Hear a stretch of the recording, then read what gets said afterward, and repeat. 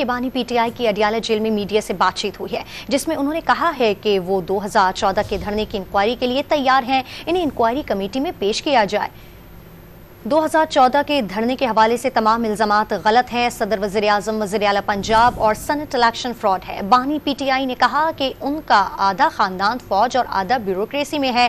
फौज हमारी है और हमें फौज से कोई मसला नहीं। 9 मई के वाकयात का उन्हें सुप्रीम कोर्ट में पेश करने का पता चला। इन वाकयात की चीफ जस्टिस उमर अता बंदियाल के सामने मजम्मत भी की। बानी पीटीआई ने कहा कि खुदा के वास्ते फौज को सियासत में ना घसीटें। हमने अपनी पार्टी की 27 साल की तारीख में कभी जलाओ घिराव नहीं किया। 2 हुकूमतें इलेक्शन के लिए तहलील की। कोई सियासी जमात इंतशार नहीं चाहती।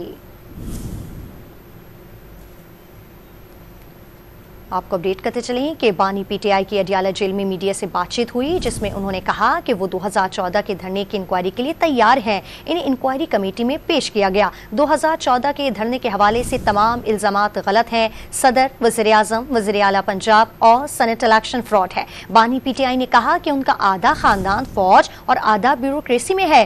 फौज हमारी है और हमें फौज से कोई मसला नहीं। 9 मई के वाकयात का उन्हें सुप्रीम कोर्ट में पेश करने का पता चला। इन वाकयात की चीफ जस्टिस उमर अता बंदियाल के सामने मजम्मत भी की। बानी पीटीआई ने कहा कि खुदा के वास्ते फौज को सियासत में ना घसीटें। हमने अपनी पार्टी की 27 साल की तारीख में कभी जलाओ घिराव नहीं किया। 2 हुकूमतें इलेक्शन के लिए तहलील की। कोई सियासी जमात इंतशार नहीं चाहती। आपको अपडेट कर रहे हैं इस अहम खबर से कि बानी पीटीआई की अडियाला जेल में मीडिया से बातचीत हुई।